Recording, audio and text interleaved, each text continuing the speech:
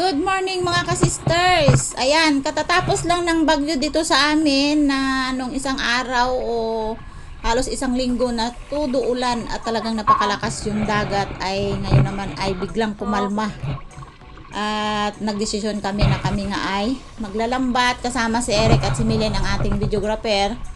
At nagkayayaan kami dahil nga sa isang linggo na sobrang lakas ng hangin at dagat ay talaga namang kaming walang ulam. At isang bisis lang kami bumili ng ulam ay talagang napakabigat sa bulsa. So ito na nga at kami ay maglalambat mga ka-sisters para makalibre sa ulam. At kung marami talaga ang huli namin ay ibibinta namin yun para mabawi yung aming ginastos sa pagbili ng ulam ng mga nakaraang linggo na sobrang lakas nga ang ating panahon.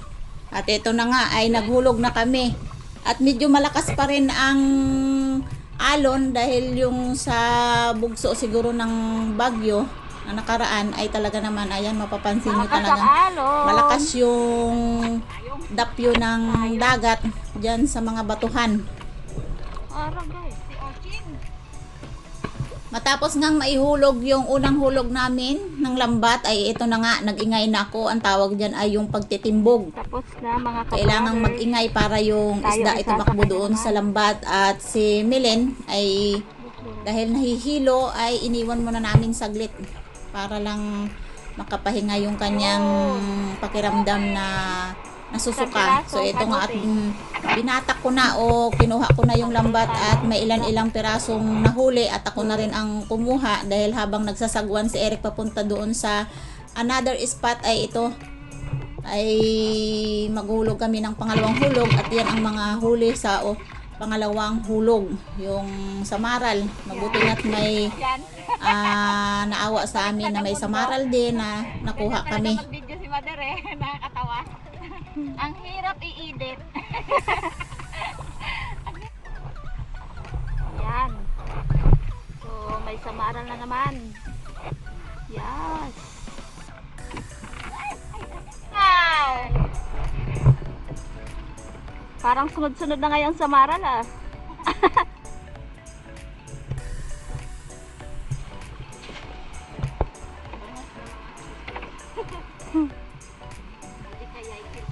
Tapos ano natin yan? Ako ang expert dito. Takot din kaya ako matinik. Pag matinikan ito ay 1-2 lang kung hindi ko mangamot sa Pilipinas.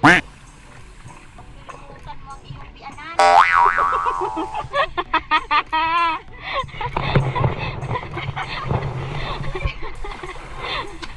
Bakit kaya pag matinik kaya ang hindi anan kaya kita nakakalimutan? grabe man yun. Tulog na po namin.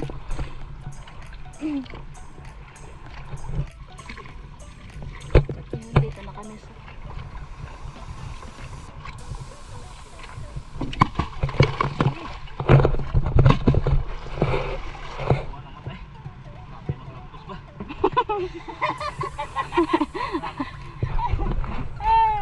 Barakuda! Yan. Ayun. yun.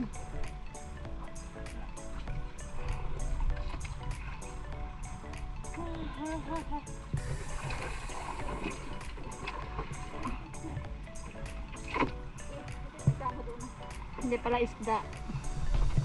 Dumi.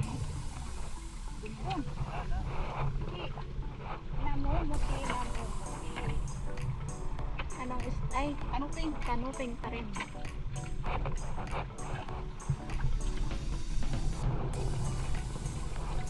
Kanuting. Bitilya ang tawag nun sa Cavite. Bitelia.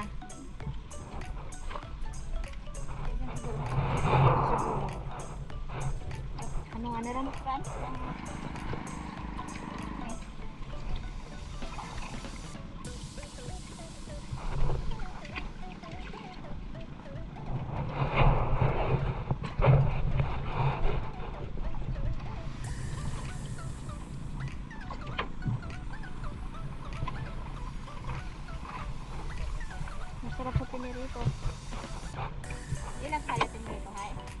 Oh.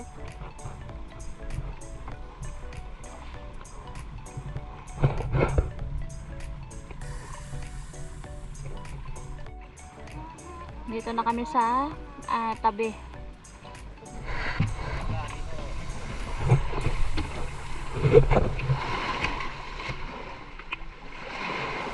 Yun.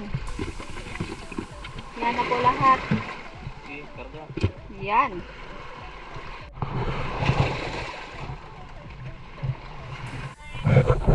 Ang huli namin ay hatiin na lang namin Rick. Isa tayo sa maral. Meron din ako. May kanuping ka din. Meron ako. Ikaw, ako. Yan. Ikaw, ako.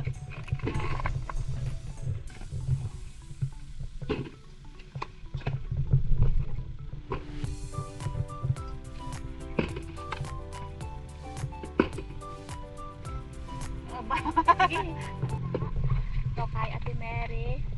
Yan. At ito naman yung amin. Sold na sa pang-ulam. Mga ka-sisters, ito yung ating naging party sa paglambat.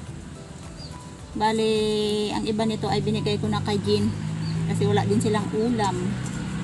So, itong dalawang samaral, ito yung aking lagyan ng gulay. Yung iba nito mga ka-sisters ay himayin ko lang tapos i-preserve ko siya para sa sunod namin na kain uli. Makahabol sa tanghalian kasi tanghalian dito sa amin. Lagyan ko lang siya ng gulay.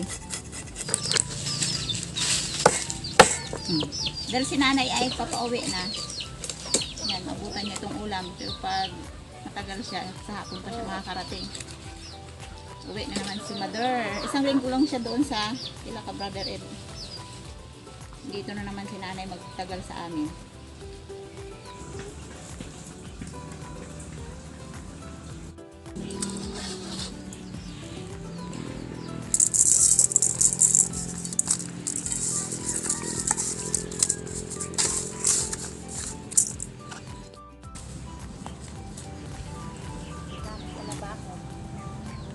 Pagtanim pa lang ng gulay. Ano na? So, hindi nalagyan ng balag, oh. Kamote. Sa mga bagong tanim na talbos kamote, mataba talaga. Sa wait lang. I love violet. Kalimit na.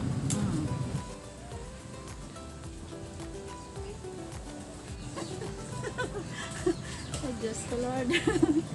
Grabe. Ayun o, gulay. Ayan, ang ating gulay ngayon mga ka-sisters. Haluan natin ng papaya. Ayan, may isang pirasong papaya. Tapos may sitaw tayo na tawag dito sa aming kabod. Ayan, kaliliit. Pagsama-sama lang natin lahat yan para lumasa yung sabaw. Tapos may kunting saluyot. Sobrang dami na yung ano natin. Itabi mo muna ya, oh. Sobrang dami na. Kabod ay puro buto lang.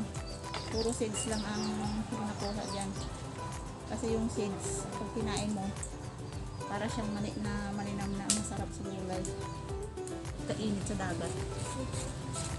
Katapos lang ng bagyo ay ganyan lang yan. Parang kumari ay manok. Bong. Manok ang ilagay. Malaki. Oo, masarap yan. Gusto ko ito may ganito. Basta pag maghalo ako ng papaya, kailangan may sulit para masarap. Lamsot lang pag nilunok mo. Madulas lang yan.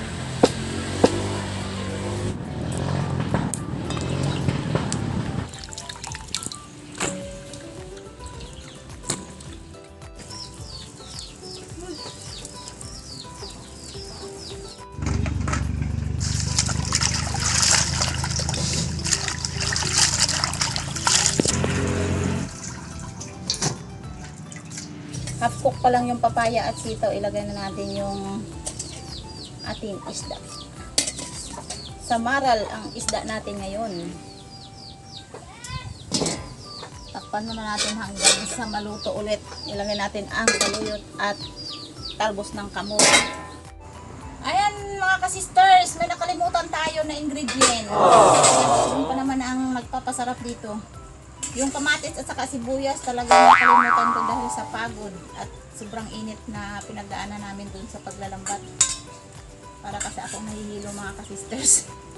Siguro ay sa biglang daming ulan bago biglang uminit, parang iba ang dating sa ulo ko. So ayan, inaapura pa namin yung pagluto kasi nga past hour na ng tanghalian. So papunta na ito sa 1 o'clock. Kaya nakalimutan talaga ang ingredient. Ayan, nauna mat nahuli na ilagay natin yung ating kamatis at saka sibuyas ay nakaabot pa rin. Ito yung ating pinakahuli talaga, yung gulay natin na leafy vegetable, bawa naka-English. Yung talbos ng kamote at saka hinaluan ko siya ng saluyot para masarap ang ating ulam. May kunting dulas-dulas, sigurado namang malasa yan mga ka-sisters. Timpla natin ng asin. Lagyan natin siya ng asin para tumama yung lasa. Ayan, pagkatapos niyan mga ka-sisters ay kakain na kami at talagang sobrang gutom na. Ayan, pinaghalo-halong gulay na naman sa mini garden natin nang galing. Takpan natin ng konti at tayo kakain na. Ito kasi milin. Oh, Hey! libre. Oh, Mga kunin mo na ka-sister yan. at mga kahayahay. Busalog. Anong luto mo dyan? Wala kaming ulam sa tanghalian. Anong luto? Bibigyan ako ni ka-sister ng Anong busalog. luto? Anong luto mo dyan? Ito ay sabawan ko to. Ay patagal na kami hindi nakakahigop ng sabaw. Nawala lang si Mr. mo. Oo. nakahigap ng Wala sabaw. si Hane. Masipag magpangisda. Wala Oo. kaming sabaw. Lagi. Ayan, kasi Sabawan sa inyo ko to. yan. Oo. Dagdagan mo pa kung gusto mo. Taba na. Wala may dagdag. Daming huli nila. Oo. Sa... Marami to. Binigyan ko pa si Jean. Ay, naalala kita. Oo nga. Okay. Salamat sa pag-aalala! Nagkagit ka niya ako ni Manang! Wala mo, uli rin magluto na. Naku, gutom na talaga. Mga kasaysi. Mga say. Ito na yung ating gulay. Sana yung samara natin. Maglagay lang tayo ng 2 piraso lang yan. Kasi ang iba niyan ay ano natin kay lula mo. Baka magdating si lula mo kasi. Yung buntot. Buntot ang sayo.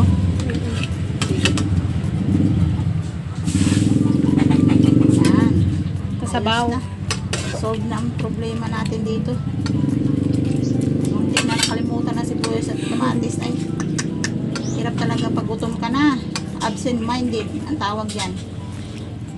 Ang tingin mo na sa palibot ay puro kanin at ulam na lang. Kaya nagmamadali kakain. Ay mga ka-sisters, dalawa lang kami ni Aya ang kakain.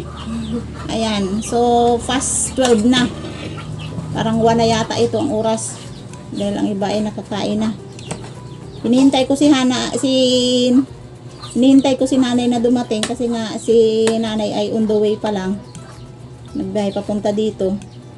Hindi naman pa siya nakarating, so mauna na talaga kaming kakain at pagdating niya saka pa lang siya kakain. Titirhan na lang namin siya ng ulam na ito. Ito yung gusto ni nanay na ulam, yung inabraw. Yung sari-saring gulay na sinabawan lang. Sarap. O, Aya, oh. Let's go, Aya. Kain na tayo, para tayong gutom. Pray. Mag-pray ka muna. Lord, maraming salamat po sa pagkain. Maraming salamat po sa maraming huli. Amen. Ba, maraming huli lang. Sino kaya nagbigay ng huli? Holy God. Rep mo muna kay tita mo. Ha? Opo. So ilagay kasi natin sa freezer yung isda na kaunti. Sobrang lugi tayo sa bayaran natin ng kuryente. Ako? Takaw mo? Sobrahan.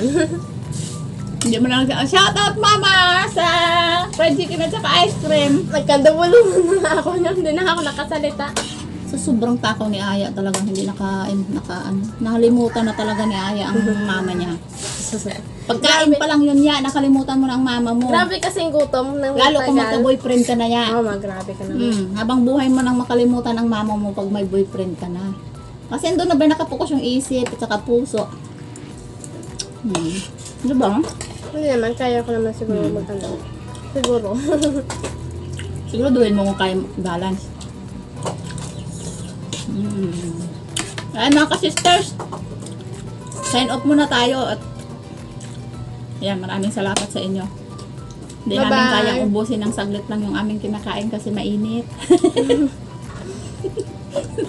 Nahan ako sa bang ano. Nabubulunan. Kaya dinadaan ko lang sa kwento-kwento kasi nga para medyo magsingaw yung sobrang init. Ayan, thank you. Bye-bye. Bye-bye na. Ayan mga ka-sisters, nakarating na si nanay. Galing kila Brother Ed.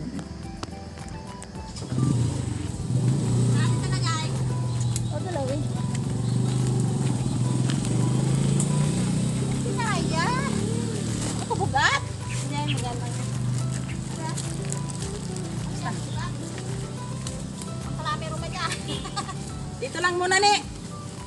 Ay, mga ka-sisters, nakarating ang senior. Eh si Jen, punta din si Jen. Dalawa. Ay, ito yung, yan. Ay, ayos. Makaluto ka ng pagkain yan.